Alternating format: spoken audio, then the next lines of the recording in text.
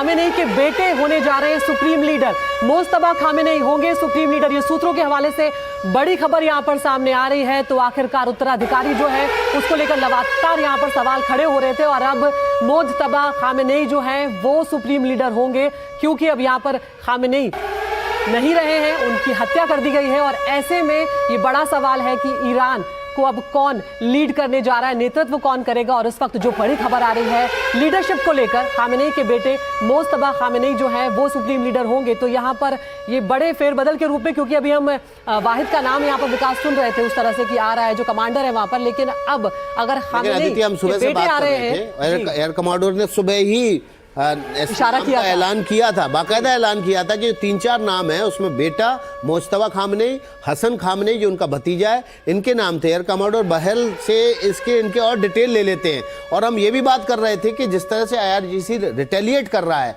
वहां पर आपने खामेनेई को भले ही उसकी हत्या कर दी गई हो, लेकिन आप वहां सत्ता परिवर्तन नहीं कर पाएंगे, जो रिजिम है पूरी से नहीं बदल पाएंगे। मोज्तबा खामेनेई के बारे में एयर कमांडर बताइए आप। देखिए, मोज्तबा खामेनेई मिडिल एज के हैं और ज्यादातर ये कहा जा रहा था, शुरू में ये हवा बनाई जा रही थी कि जो खमेनी है वो नहीं चाहते उनका लड़का बने। ऐसा हो ही नहीं सकता।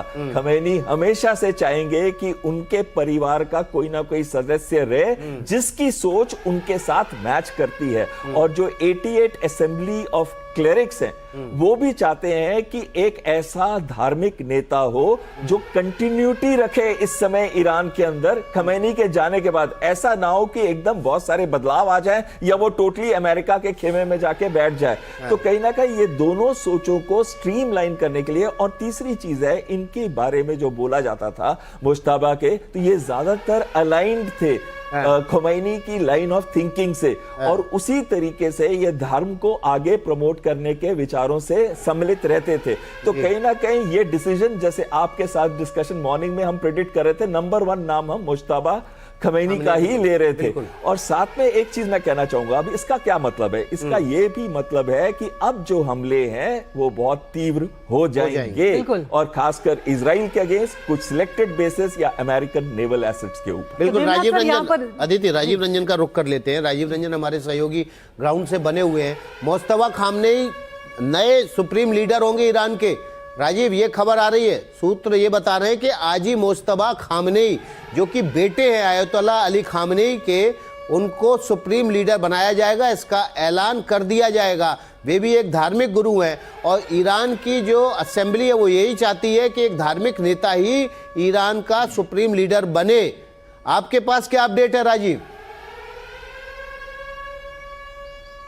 देखिए, एक बड़ा संकेत है जिस तरह से ईरान के जो चीफ के मारे जाने के बाद नया ब्रिगेडियर जनरल के नियुक्त कर दिया गया, जो धार्मिक नेता हैं सुप्रीम लीडर IRGC के, उनको नियुक्त कर दिया। मतलब साफ है कि ईरान के हायरार्की में बदलाव हो गया है और अब उसके नतीजा भुगतने के लिए अमेरिका और जो एलाइज इजराइल जो पार्टनर है वो तैयार करे। जो हम बात कर रहे थे ईरान के पास हथियार के जखीरे की, फतह 1 की बात कीजिए, फतह 2 की बात कीजिए, जो हाइपरसोनिक मिसाइल है। हाइपरसोनिक मिसाइल का मतलब ये होता है कि आप उसको रोक नहीं पाते, उसकी जो स्पीड इतनी ज्यादा होती है, ध्वनि से 4 गुना 5 गुना तेज स्पीड होती है, आप उसको रोक नहीं पाते हैं। और कहा तो ये भी जाता है कि ईरान ने जो उसके पास मिसाइल है, चाहे खुर्रम शहीद की बात करें, चाहे सिजिल की बात करें, उसमें क्लस्टर मिसाइल मतलब बम भी बना रखा है। क्लस्टर बम का मतलब ये होता है कि मिसाइल के ऊपर एक अंगूर का गुच्छा की तरह होता है और जहां उसको टारगेट दिया जाता है वहां पर जाके गिरता है, तो वहां जो नुकसान जो कर सकते हैं बहुत ज्यादा पहुंचाता है। तो ईरान ने बिल्कुल अपना टारगेट तय कर लिया गया है। जो धार्मिक बदलाव हुए हैं, जो आर्मी चीफ में बदलाव हुए हैं, अब अपने टारगेट निशाना करने के लिए तैयार है, क्योंकि अब उसे कोई रोकने वाला नहीं है।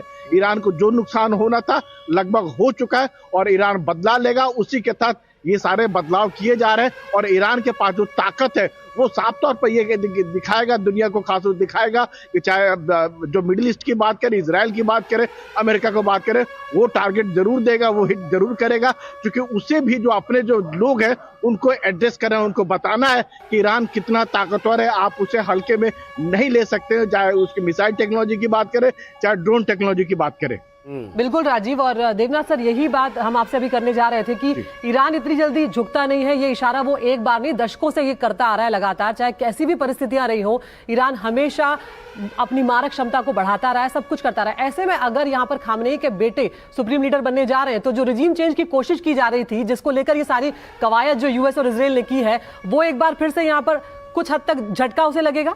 डेफिनेटली मुस्तफा को जब उन्होंने फिर से सुप्रीम लीडर सिलेक्ट कर लिया है, तो मुस्तफा खामेनी का जो बैकग्राउंड है बहुत ही इम्पोर्टेंट है। देखिए, खामेनी परिवार जो है उनके कौम क्षेत्र से आता है, और वहाँ पर जो सुप्रीम मॉस्क है सबसे बड़ा, जैसे दिल्ली में हम जामा मस्जिद की सोच लें, उसके वो प्रमुख प्रीस्ट हैं। तो एक ऑटोमेटिक ट्रांसफ़र होती है, क्योंकि जो वहाँ के शिया लोग हैं, खासतौर से जो एक्सट्रीम रूढ़िवादी धार्मिक ओतप्रोत से जो ईरानियन हैं, वो उनको ही अपना सुप्रीम लीडर मानेगी।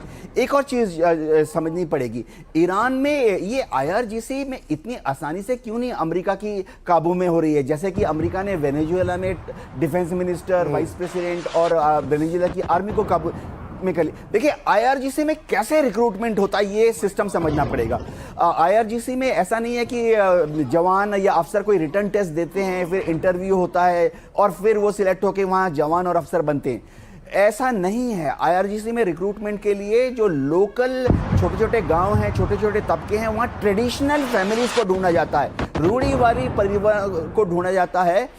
इन परिवारों से जो वहाँ लोकल जो प्रीस्ट होते हैं, धार्मिक नेता होते हैं, वो एक रिकमेंडेशन देते हैं कि हमारे गांव से, हमारे शहर से, हमारे कुनबे से ये जो परिवार है, ये आयतुल्लाह खमैनी के प्रति एक व्यक्तिगत निष्ठा रखता है। उसके बाद उस परिवार से एक बच्चे को सिलेक्ट करके IRGC में जवान या अफसर बनाया जाता है। तो ये कभी टूटेंगे नहीं जी।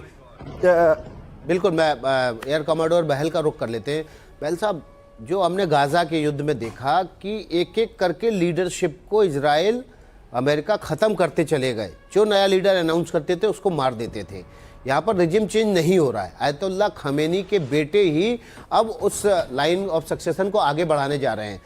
अगर इजराइल और अमेरिका की सहमति नहीं होगी इनके नाम पर, तो इस बात की भी आशंका है कि मुज्तबा को टारगेट पे लिया जाए। और एक बड़ी खबर आ रही है, इजराइल में ड्रोन हमले का सायरन यहाँ पर बजा है। तो इजराइल में भी अब देखिए ड्रोन हमले का सायरन बजा है। दक्षिणी इजराइल में हमले का सायरन बजा है।